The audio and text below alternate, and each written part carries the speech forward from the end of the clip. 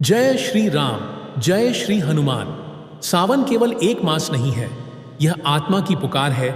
यह वह महीना है जब ब्रह्मांड के द्वार खुले होते हैं, जब आकाश से दिव्यता धरती पर उतरती है, जब जल की एक एक बूंद में शिव का स्पर्श होता है, जब पवन में भी शिव का जप बहता है। यह वह महीना है जब संसार के सारे नियम शिथिल हो जाते हैं और एक ही नियम काम करता है, भक्ति। जब सावन आता है तो मन खुद ब खुद शिव के चरणों में झुकने लगता है। क्यों? क्योंकि आत्मा जानती है कि यह उसका पुराना संबंध है। यही कारण है कि लाखों वर्षों से लोग इस महीने को तप, साधना, जप और आराधना के लिए चुनते हैं। सावन शिव का महीना है, परंतु इस मास में हनुमान जी की साधना का भी विशेष महत्व होता है। क्यों? क्योंकि शिव और हनुमान दो अलग अलग नहीं हैं। हनुमान जी स्वयं महादेव के 11वें रुद्रावतार हैं। वे शक्ति हैं, सेवा है और संकल्प की पूर्णता का प्रतीक है। यह महीना वह समय है जब शिव की आराधना से साधक को परम शांति मिलती है और हनुमान जी की भक्ति से उसे साहस, शक्ति और सुरक्षा प्राप्त होती है। यही कारण है कि यदि कोई जीवन की सभी बाधाओं को एक साथ समाप्त करना चाहता है तो सावन का यह समय सबसे उपयुक्त है। आप जानते हैं कि श्री हनुमान जी कोई साधारण देवता नहीं है। वे स्वयं शिव जी के 11वें रुद्रावतार हैं। यानी यदि भगवान शिव शरीर त्याग कर किसी और रूप में इस धरती पर अवतरित हों तो वे हनुमान के रूप में प्रकट होते हैं। हनुमान जी में शिव की शक्ति है, परंतु उनके भीतर राम भक्ति की गहराई है। यही कारण है कि हनुमान जी की भक्ति करने से शिव भी प्रसन्न होते हैं और राम भी। यह दुर्लभ संयोग है जो किसी अन्य देवता के साथ नहीं मिलता।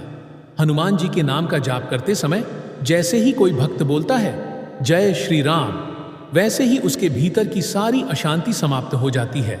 वह नाम केवल मंत्र नहीं, आत्मा की दवा है।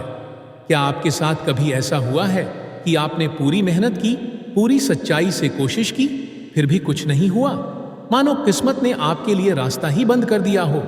क्या आप भी उन लोगों में से हैं जो हर रात सोचते हैं कि अब क्या करें, कहाँ जाए, किसके आगे हाथ फैलाए? यदि हाँ, तो यह वीडियो, यह उपाय, यह साधना आपके लिए है।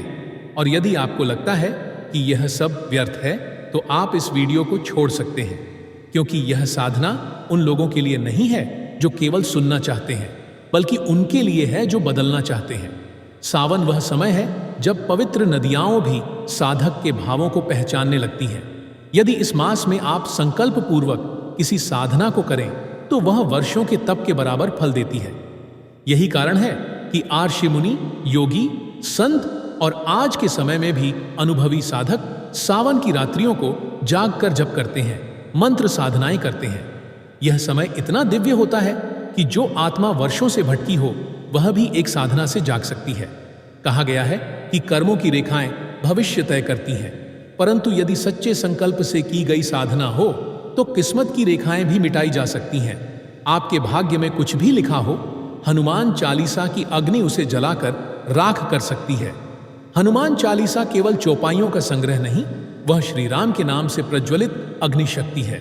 हर चौपाई एक दिव्य तीर है जो अज्ञान, भय, रुकावट, दरिद्रता और दुख के अंधकार को चीरता है। इसलिए जब कोई भक्त रात्रि के सन्नाटे में हनुमान चालीसा का जाप करता है तो वह केवल पाठ नहीं करता, वह अपने भाग्य की पुकार करता है। रात्रि 10 बजे के बाद एक विशेष काल आरंभ होता है जिसे प्रेत काल कहते हैं।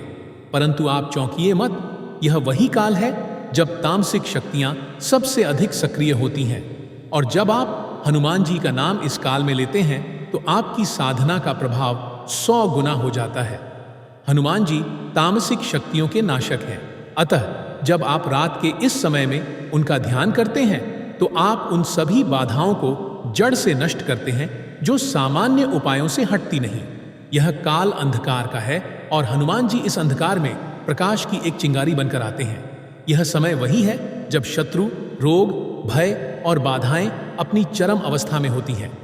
और यही समय है जब हनुमान चालीसा का एक एक शब्द वज्र की तरह उनके सिर पर गिरता है। अब वह समय है जब मैं आपको वह अमोघ उपाय बताने जा रहा हूं जिसे यदि आप सावन समाप्त होने से पहले कर लें तो जीवन की सारी रुकावटें समाप्त हो सकती हैं। ध्यान से सुनिए और पूरे मन से स्वीकार कीजिए। यह उपाय आपको सावन समाप्त होने से पहले किसी भी दिन रात्रि 10 बजे के बाद करना है।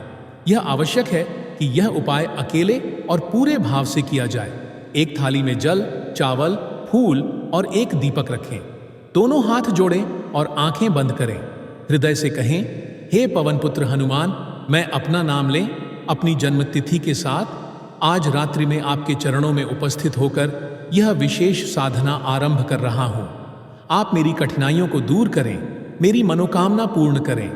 मैं इस व्रत, पाठ और पूजन का संकल्प लेता हूं। इसके बाद हनुमान चालीसा का 21 बार पाठ करें। हर पाठ श्रद्धा और विश्वास के साथ करें। हर बार जब आप चालीसा समाप्त करें, दीपक की लौ को देखकर एक प्रार्थना करें, फिर बजरंग बाण का 21 बार पाठ करें। यह पाठ विशेष रूप से राक्षसी बाधाओं, भय, बीमारी और अदृश्य शत्रुओं से रक्षा करता है।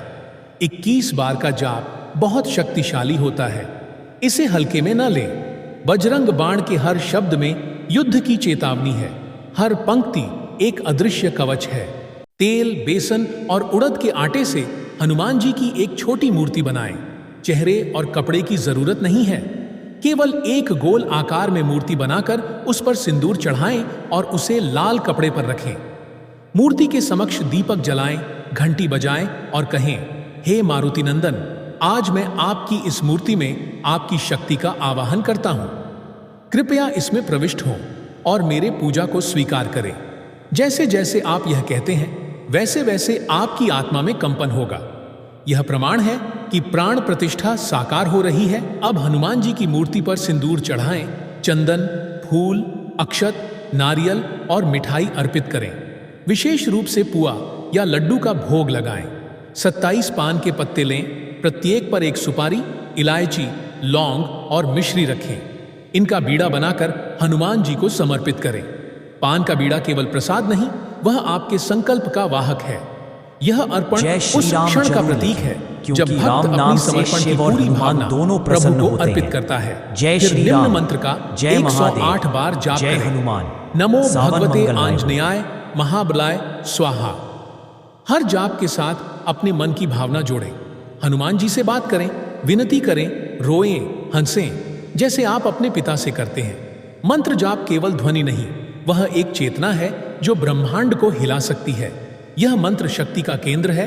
यह मंत्र वह द्वार है जो आपके जीवन की बंद राहों को खोल सकता है। अब दीपक घुमाते हुए आरती की जय हनुमान लल्ला की का गायन करें।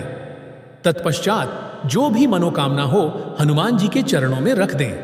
कुछ छिपाना नहीं है, वे सब जानते हैं। अब उस मूर्ति को धीरे धीरे किसी पवित्र जल या वृक्ष की जड़ में विसर्जित करें। जाते समय कहें, हे प्रभु, अब मैं आपको विसर्जित करता हूं, पर आपकी कृपा सदैव मेरे साथ बनी रहे। यह विसर्जन प्रतीक है कि अब आपने प्रभु को अपनी आत्मा में प्रतिष्ठित कर लिया है। अगले दिन एक योग्य ब्राह्मण को बुलाकर भोजन कराएं और उन्हें वस्त्र, दक्षिणा और फल फूल आदि का दान करें। यह पूर्णता का प्रतीक है। यह ब्राह्मण भोज केवल औपचारिकता नहीं, यह देवताओं को साक्षात आमंत्रण है। यदि आपने यह सब विधि पूर्वक और मन से किया है तो अब आपको कुछ भी करने की जरूरत नहीं। आपकी आत्मा ने जो प्रार्थना की है वह ब्रह्मांड तक पहुंच चुकी है। अब वह आपके भाग्य को दोबारा लिखेगी। यह उपाय उन्हीं के लिए है जिनके जीवन में सब दरवाजे बंद हो चुके हैं, पर फिर भी एक आशा बाकी है। यदि आपके जीवन में कोई उम्मीद नहीं बची और आप सोचते हैं कि अब कुछ नहीं हो सकता, तो आप ये साधना कीजिए। और यदि आप केवल सुनकर चले जाना चाहते हैं तो इस वीडियो को छोड़ सकते हैं, क्योंकि ये उपाय हर किसी के लिए नहीं है। यह उसी के लिए है जिसकी आत्मा रो रही है और वह चमत्कार को बुला रही है। अंत में वीडियो को शेयर करें। यह हनुमान जी का संदेश है। कोई एक जीवन इससे बदल सकता है। वीडियो पसंद आए तो लाइक करें और बजरंग बली के भक्त कमेंट बॉक्स में जय बालाजी जरूर लिखें। जय श्री राम, जय बजरंग बली, जय महादेव।